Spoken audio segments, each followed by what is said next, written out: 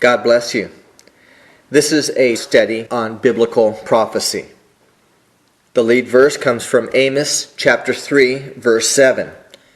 For the Lord will do nothing unless he reveals his secret to his servants, the prophets. Now God is amazingly, wondrously creative. He's able to do the impossible and the unexpected. Still, because of the greatness of his power and the greatness of his love for us, through prophecy, God seeks to warn and help and prepare his people by letting us know what is to come. Isaiah chapter 48, verse 5 records the words of God. God says, I declared them to you long ago. What is the them? I declared them to you. What is the them? Prophecies. God presented prophecies long ago. The text reads, before they took place, I proclaimed them to you, lest you should say, my idol has done them. You see, I believe prophecies are given that we might grow in three key areas. Number one, we are to grow in our confidence in God. You see, Isaiah 48 verse 5 reveals the truth that God is ever in control. He is always on the throne. Nothing takes place without his knowledge. He declares beforehand what is to take place that we might know that he is Lord of all, the past, the present, and the future. We are to grow in our confidence in God. Prophecies are given that we might grow in our love for God. You see, it is only a good and loving Father that would take the time to put into motion a perfect, good, and precise plan. You see, that's what prophecy reveals. The goodness and the precise nature of the plan of God. We know that God has a plan for his people. We know that God has a plan to conquer evil and to bring his people into a good and eternal reward. Prophecies are given that we might grow in our understanding of the goodness of God. And I believe prophecies are also given that we might grow in our ability to be a witness for him. You see, in the sophisticated science-based world that we live in today, it is prophecy, the unblemished, outstanding record of fulfilled biblical prophecy that provides believers with a powerful, irrefutable witness tool. In our world today, it is not enough to say, I believe in God. People want to know why. And for many, it is not a compelling argument for us to say, I believe because Pastor so-and-so says so, or I believe because my prayer was answered. That might seem too subjective. You see, prophecy is not subjective. The study of prophecy is empirical. It is without emotion. You can look at when the prophecy was given, where the prophecy was given, and you could look and see how that prophecy was perfectly fulfilled. And I will say that prophecy is a great witnessing tool for us today because the biblical record of fulfilled prophecy is 100% accuracy. The biblical record is unparalleled. There are 3,000 religions in the world today, and many have sacred writings, but none can compare to the biblical record of prophetic accuracy.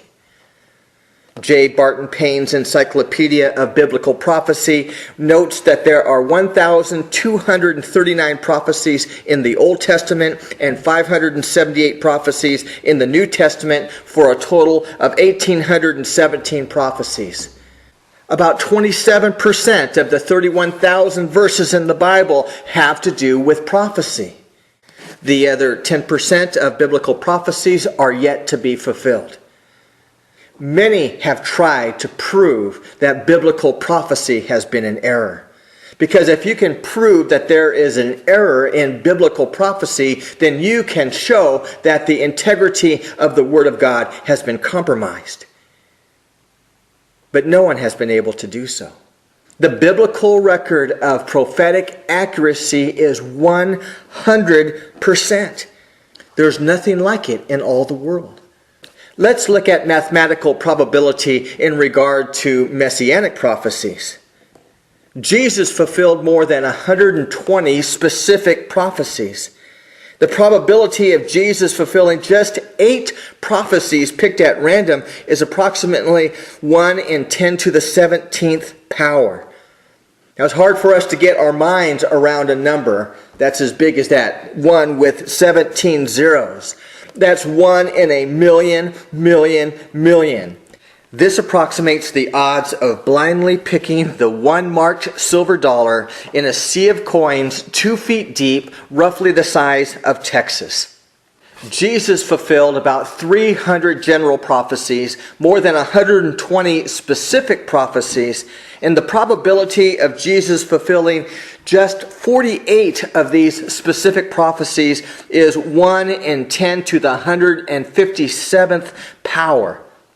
Now, the number 10 to the 157th power is a number so big we can't even begin to imagine it. But let me try to illustrate the size of that number. Consider in your mind the size of an electron. Now, an electron is smaller than an atom. The electron orbits the atom. It is smaller than an atom. Now, if you would take 25 quadrillion, that's a real number, and line them up side by side, it wouldn't even equal 1 inch. 25 quadrillion. Now, let's imagine that you would just gather electrons and you would compress them into a ball 6 miles across, 6,000 miles across, bigger and bigger and bigger and bigger until it's 6 billion light years across. Light travels 186,000 miles per second. And now this ball of electrons is 6 billion light years across. It takes, just for comparison, 8.3 minutes for light to travel from our sun to the earth. 8.3 minutes. But this ball of electrons is 6 billion light years across. And the number of electrons that are in that ball, you would take that and you would times it by 1 trillion. And then you would times it by 1 trillion again. And then by 1 trillion again. And then by 1 trillion again. That number of electrons approximates the number of 10 to the 157th power. You take that number of electrons and you tell someone to get in a spaceship and to travel in space and travel anywhere they want, as long as they want, stop anywhere, pick 1 electron at random. And the odds of them picking the 1 marked electron approximates the same odds as Jesus fulfilling less than half of the specific prophecies regarding him. The probability of Jesus being able to fulfill all of those prophecies either randomly or coincidentally or intentionally is statistically 0. It could not have been done unless God was in it. That's what makes the Bible amazing and interesting and wonderful. The story of Jesus and the record of fulfilled prophecies about him is amazing. You see, through prophecy, God imparts both insight and wisdom. God invites us to know more about his will and his way in his working. In Matthew chapter 23, Jesus was discussing the coming destruction of the temple, and the disciples had questions about it. In Matthew chapter 24, verse 3, they ask him, they say, "Tell us, when will this be? And what will be the signs of your coming and of the close of this age?" Jesus did not say, "Hey, I can't talk about that.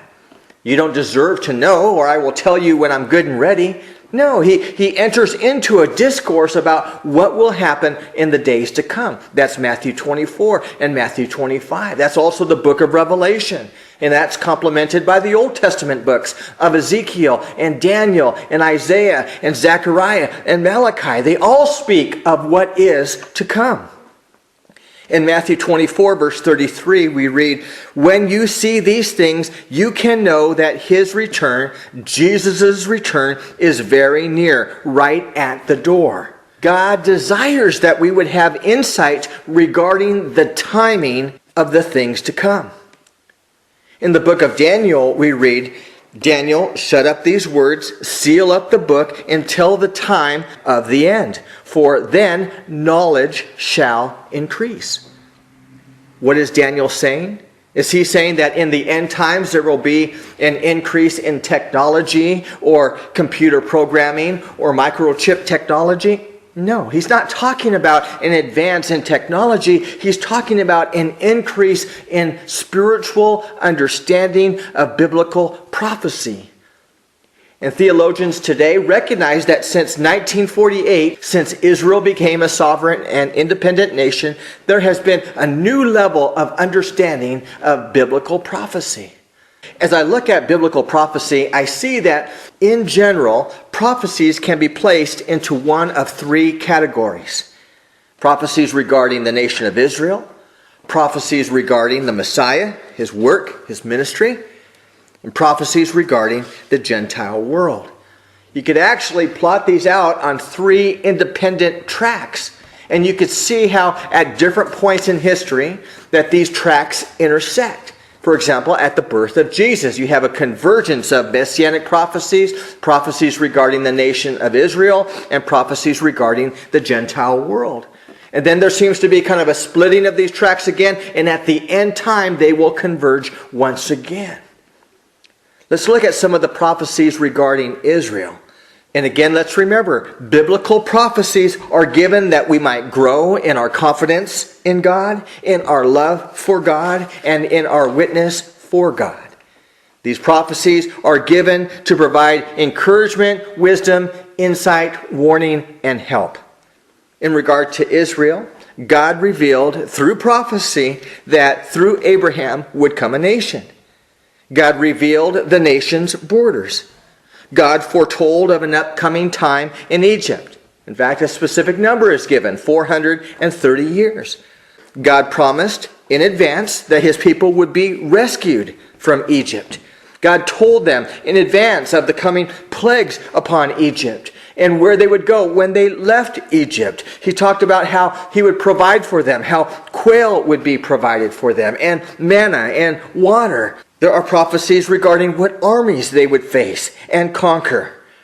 Later, God told judges about what nations would prevail against them and why, because of their unfaithfulness. God told the prophets about the outcome of specific battles. For example, God told a prophet to tell a king, Jehoshaphat, not to enter into battle and not to enter into a partnership with a particular king. But that advice was rejected, and sure enough, just as the prophet said, the king Jehoshaphat found himself in trouble on the battlefield.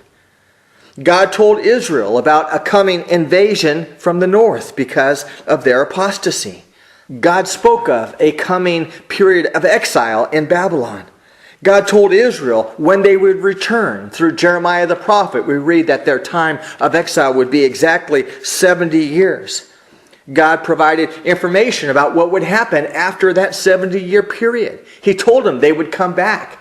God prophetically let them know that they would rebuild their city and their wall and their temple. He told Israel that there would come a time when the mantle of blessing would pass from them, from the Jews, to the Gentile world. Prophecy reveals how the temple that was built by King Herod the Great would be destroyed. And it was destroyed in 70 AD. The word prophetically revealed how the Jews would be scattered, how Jerusalem would be lost, how the temple and the temple system would be gone. This is just a fraction of the prophecies that God gave to Israel. It seems that every step of the way, God was saying, look, I know what's going to happen. If you hold my hand, if you walk with me, it will be well. I am great in power. I am great in love. I will see you through. I will never leave you. I will not forsake you. I know what is about to happen. Let me share with you one particular prophecy about Israel that I find very interesting because it speaks very clearly to me of how prophecy is absolutely perfect and precise. This is a prophecy that God gave to Ezekiel regarding the nation of Israel. How the nation of Israel would fall because of their unfaithfulness and their disobedience. How they would cease to be an independent and sovereign nation, but how God in the future would restore them. Now, to represent the duration of Israel and Judah, which is the southern kingdom's judgment, and the period of time that they would be displaced and kept from being an independent and sovereign nation, the prophet Ezekiel was told to lay on his side, his right side for 40 days and his left side for 390 days, and he was to be bound in a certain fashion. And this was to represent the period of time in which Israel would cease from being a sovereign and independent nation. So again, the number of days that Ezekiel was told to lay on his side is 390 days on his left side, 40 days on his right side, for a total of 430 days. Biblical scholars understand that in Hebrew culture, days often were used to represent years. So we're talking about 430 years. Israel would not be a nation for 430 years. Well, Israel's government surrendered to the oncoming armies of Babylon in 606 BC. They ceased from being a sovereign and independent nation in 606 BC, and they were taken away in bondage, just as the prophets Jeremiah and Isaiah had said. Further, Jeremiah notes that their time in captivity would be 70 years. And sure enough, exactly 70 years later, in the year 536 BC, a large group of Hebrews were able to return to Jerusalem and begin rebuilding the city and their nation. So Israel was in exile for 70 years, but 70 years is not 430 years, as the prophet Ezekiel suggests.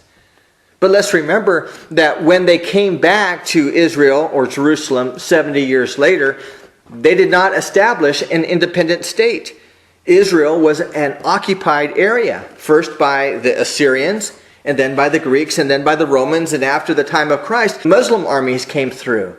They would not be a sovereign and independent nation for a long time yet. So how are we to understand Ezekiel's prophecy that Israel would cease from being a sovereign and independent nation for 430 years? Well, the first step is to take away the 70 years that they served in captivity, first in Babylon and then in Assyria. So 430 years minus the 70 years of captivity that they served, that leaves you with 360 years. And then you apply what is called the Leviticus 26 principle. In Leviticus 26, verse 18, we read that if there is stubborn rebellion, then God will add to the punishment of your sins sevenfold. And when Israel came back, they did not come back united in their heart to love and serve the Lord. There was still a spirit of stubborn rebellion. And so you have to take that 360-year number and multiply it by 7. You take 360 times it by 7, and that equals 2,520. The number of years that Israel would cease to be a sovereign and independent nation is 2,520 biblical years. And I say biblical years because the ancient Hebrew calendar system is different than our current calendar system. We use a solar calendar. They used a lunar calendar. The Hebrew year is 360 days. Our solar calendar is 365.25 days. And so in order to make the conversion, you have to take the 2,520 biblical years, times them by 360 days. That equals 907,200 days. And then divide that by the length of our solar year, which is 365.25 days. And that equals 2,483 calendar years, 9 months, and 21 days. And so you take the day of the end of the Babylonian captivity, which is July 23rd, 537 BC. And you add 2,483 years, 9 months, and 21 days. And because there have been some shifts in the calendar, there was a change from the Julian or Roman calendar to the Gregorian calendar. In the early 16th century, there were 11 days added to our calendar to make up for that adjustment. You make that adjustment and you take into consideration the fact that there is actually no year 0. You went from 1 BC and then the next day it was 1 AD, if you're going to follow in our current system of keeping time. You make those adjustments, and where do you end up? July 23rd, 537 BC, making the adjustments for the calendar system changes and adding to that 2,483 calendar years, 9 months, 21 days, you arrive at May 14th, 1948, which is the exact day that Israel became a sovereign and independent nation again under UN Charter. God's prophecy is amazing, precise, and always absolutely true. And one more thought. Historians note that the northern kingdom of Israel and the government fell 19 years before Jerusalem itself was destroyed, and with it the temple. And if you look at the exact dates that those two things happened, the exact date that Israel surrendered the government, the exact date that Jerusalem and the temple was destroyed, and you go through that exact same process that I just talked about, making the adjustments for the calendar systems and so forth, it takes you exactly to June 7th, 1967. Is there anything significant about that date, June 7th, 1967? The answer is yes. That is the day that Israel gained control over the city of Jerusalem after the Six-Day War. Gaining control of the city of Jerusalem is the fulfillment of biblical prophecy. In addition to there being a very interesting category of prophecies about the nation of Israel, there's also a wondrous category of prophecies regarding the Messiah, Jesus the Christ. And the prophecies regarding the Messiah begin at the beginning of the Bible, in the very beginning of the first book in the Bible. In Genesis chapter 3, verses 14 and 15, there is the first reference of a coming Redeemer, a Messiah. The Bible prophesies that this Messiah would be a descendant of Abraham and Isaac and Jacob and Judah and David, and that his birth would be accompanied by a star, and that he would be born in Bethlehem, that his ministry would be marked by miracles, that he would be despised and rejected, and that there would be a triumphal entry. The triumphal entry, the day that the modern Christian world refers to as Palm Sunday, was an event prophesied by Malachi, Zechariah, Isaiah, and Daniel. And let me again illustrate the wondrous and precise nature of biblical prophecy by giving a little bit more information about how prophecy was fulfilled at the triumphal entry. Let me begin by sharing 2 verses from Daniel chapter 9, verses 24 and 25. There the prophet writes, "He will be revealed." Who is the He? It is the Messiah. The Messiah will be presented or revealed when? He writes, 7 plus 62 weeks. 69 weeks. Biblical scholars understand the language of the day to mean 69 weeks of years. I'll get back to that in just a moment. So the Messiah will be revealed or presented 69 weeks of years, 69 times 7 years, after the commandment is given to rebuild Jerusalem and its walls. It's important to note that there were many edicts given to rebuild Jerusalem, but only one edict in history given to rebuild both Jerusalem and the walls. It says, after that edict or command is given to rebuild Jerusalem and the walls, then he, which is the Messiah, will be cut off, executed, but not of himself, which means that this coming Messiah will willingly give himself as a sacrifice, that no one will take his life, he will willingly lay it down. All right, let's unpack this prophecy. Daniel says something's going to happen in 69 weeks of years. 69 times 7 years. 483 years. And again, let's remember, these are biblical years. Years of 360 days. So if you multiply 483 years by 360 days, you get 173,880 days. Daniel is saying that when a proclamation or edict is given to rebuild both Jerusalem and the walls of Jerusalem, you can add 173,880 days to that point in history, and a Messiah will be presented, and he will move to be cut off. He will move to sacrifice himself. Now, historians note that the proclamation to rebuild both Jerusalem and its walls was given by a Persian king on March 14th, what we call 445 BC. And if you take Daniel's 173,880 days and you add it to the date that that proclamation was given, you end up on April 6th, what we would call April 6th, 32 AD. And is that day significant? Yes. Hebrew records show that that is the day that Jesus entered into Jerusalem. The day of the triumphal entry. In fact, several dozen prophecies are fulfilled in that last week of Jesus' earthly ministry, the week leading up to the cross.